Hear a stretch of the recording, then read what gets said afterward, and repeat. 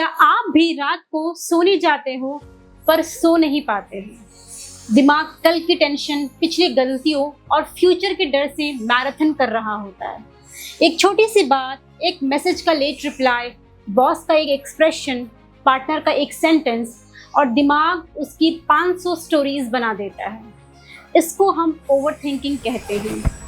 Overthinking problem नहीं है, overthinking एक सिम्टम है। और आज की वीडियो के बाद शायद आप अपनी लाइफ को बिल्कुल एक अलग नजरिए से देखोगे।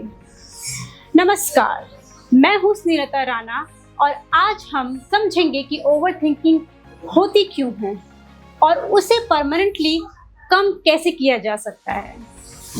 दिमाग को चुप कराना सॉल्यूशन नहीं है, दिमाग को समझाना सॉल्यूशन है। कल्पना कीजिए, एक जेल नहीं बल्कि दुनिया के सबसे क्रूर यातना शिविर, कंसंट्रेशन कैंप की। वहां 2 कैदी थे। दोनों के पास खाने के लिए बहुत कम था। दोनों ने अपने प्रियजनों को खो दिया था। दोनों पर हर दिन अत्याचार होता था। दोनों की परिस्थितियां बिल्कुल एक जैसी थी। फिर भी कुछ महीनों बाद दोनों की मानसिक स्थिति बिल्कुल अलग थी। पहला कैदी हर समय यही सोचता रहता था, अगर मैं कभी यहाँ से बाहर नहीं निकल पाया तो, अगर कल और भी कुछ बुरा हुआ तो, मेरे साथ ही ऐसा क्यों हुआ। उसका शरीर जितना दुख झेल रहा था, उससे कहीं ज्यादा उसका दिमाग उसे हर पल सजा दे रहा था। वह हर उस दर्द को पहले ही जी लेता था जो कभी हुआ ही नहीं था। लेकिन दूसरा कैदी बिल्कुल अलग था। उसे भी दर्द होता था, उसे भी डर लगता था। फिर भी वह हर सुबह खुद से सिर्फ एक सवाल पूछता था, आज इस परिस्थिति में भी मैं ऐसा क्या कर सकता हूं जो मेरे हाथ में है।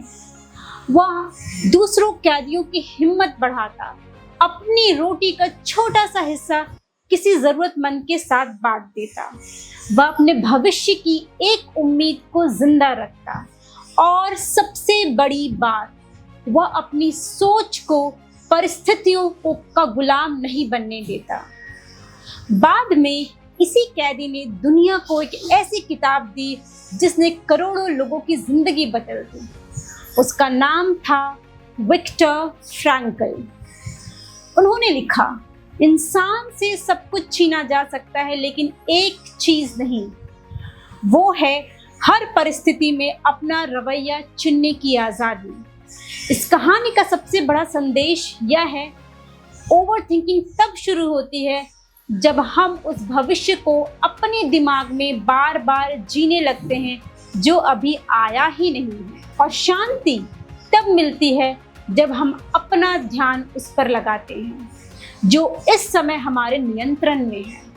याद रखिए, समस्या आपको उतना नहीं तोड़ती जितना उसके बारे में लगातार सोचते रहने से आप टूटते हो। ओवरथिंकिंग समाधान नहीं है, सही दिशा में उठाया गया एक छोटा सा कदम 1000 बेकार विचारों से कहीं ज्यादा शक्तिशाली होता है। अब सवाल ये है कि हम ओवरथिंक क्यों करते हैं।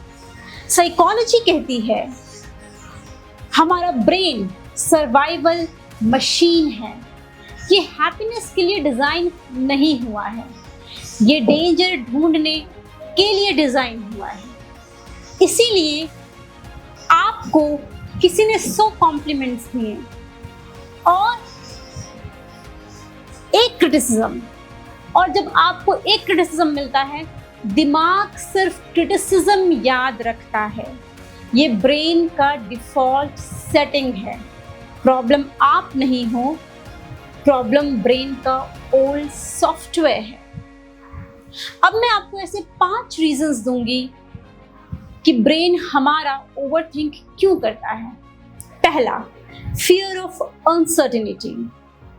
हमें सब आंसर्स चाहिए। कल क्या होगा, जॉब रहेगी या नहीं रहेगी, रिलेशनशिप चलेगा या नहीं चलेगा, हेल्थ ठीक रहेगी या नहीं रहेगी, बच्चों का फीस भर पाएंगे या नहीं भर पाएंगे, घर ले पाएंगे या नहीं ले पाएंगे, ये सारी चिंताएं हमें प्रेजेंट डे में खाने लगती है। मगर आपको याद रखना है कि लाइफ कभी सर्टेनिटी नहीं देती। दूसरा कारण, नीड फॉर कंट्रोल। हम हर चीज कंट्रोल करना चाहते हैं कि लोग क्या सोचेंगे, कौन क्या बोलेगा, रिजल्ट क्या आएगा। और जब कंट्रोल नहीं मिलता तो ओवर थिंकिंग शुरू हो जाती है। जो चीज हमारे कंट्रोल में ही नहीं है उसके बारे में सोच करके कुछ फायदा नहीं है। तीसरा, लो सेल्फ कॉन्फिडेंस। जितना कम ट्रस्ट खुद पर होता है उतना ज़्यादा दिमाग हर डिसीजन को एनालाइज करता रहता है। और चौथा, इमोशनल वुंड्स। जिस इंसान को पहले बिट्रे किया गया हो वो हर नए इंसान पे डाउट करेगा। पास्ट प्रेजेंट को कंट्रोल करता रहता है। और चौथा, एम्प्टी माइंड। जैसे कि सब बोलते हैं खाली दिमाग शैतान का घर। दिमाग को काम नहीं दोगे वो प्रॉब्लम्स क्रिएट करेगा। Empty mind doesn't stay empty, it creates imaginary problems. अब सवाल ये है कि हम इसे स्टॉप कैसे करें, हम ओवर थिंकिंग को स्टॉप कैसे करें। रूल 1, आप अपने आप से पूछो, यू आस्क योरसेल्फ, क्या ये फैक्ट है या सिर्फ मेरे दिमाग की इमेजिनेशन है। आपको इसका जवाब मिल जाएगा और इसी एक क्वेश्चन से आपकी 50% ओवर थिंकिंग खत्म हो जानी चाहिए। Rule number 2, circle of control. एक पेपर लो, 2 सर्कल्स बनाओ। लेफ्ट में लिखो जो आपके कंट्रोल में है, राइट में लिखो जो आपके कंट्रोल में नहीं है। वो चीजें जो आपके कंट्रोल में नहीं है,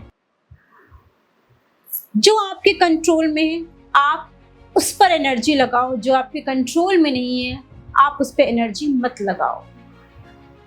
rule number 3, give your brain deadlines. दिमाग को बोलो कि यह काम इतने दिनों में करना है और या मैं इस प्रॉब्लम के बारे में सिर्फ 15 मिनट सोचूंगा, उसके बाद मैं एक्शन लूंगा। Thinking without action is mental torture. Rule number 4, body को मूव करो। साइंस कहती है जब भी आप मूवमेंट करते हो, वॉक करते हो, डीप ब्रीदिंग करते हो, एक्सरसाइज करते हो, आपकी ओवर थिंकिंग कम हो जाती है। स्ट्रेस हार्मोन्स कम हो जाते हैं। जब बॉडी काम होती है माइंड ऑटोमेटिकली काम हो जाता है। और रूल नंबर 5 कहता है right instead of continuously thinking. जो दिमाग में चल रहा है सब कुछ पेपर पर लिख दो। ब्रेन स्टोरेज के लिए नहीं बना है, ब्रेन प्रोसेसिंग के लिए बना है। कुछ भी चीज़ें, ऐसी चीज़ें जिसके ऊपर आप ओवर थिंक कर रहे हो अपने दिमाग में स्टोर मत करो। And rule 6, you accept uncertainty. ये मान लो, ये जान लो कि सब आंसर्स कभी नहीं मिलेंगे। एक बात आप याद रखो, ओवर थिंकिंग फ्यूचर को सेफ नहीं बनाती है, बस प्रेजेंट को बर्बाद कर देती है। अगर आप बार बार एक ही प्रॉब्लम के बारे में सोच रहे हो तो शायद प्रॉब्लम इतनी बड़ी नहीं है जितनी उसके बारे में चल रही स्टोरी आपको बड़ी लग रही है। लाइफ तब बदलती है जब हम थिंकिंग से एक्शन की तरफ बढ़ते हैं। मैं हूं स्नेहलता राणा और आपको ये कंटेंट अच्छा लगा तो चैनल को सब्सक्राइब जरूर करें। याद रखिए, लोगों की आवाज से ज्यादा जरूरी है आप अपने अंदर की आवाज सुनें।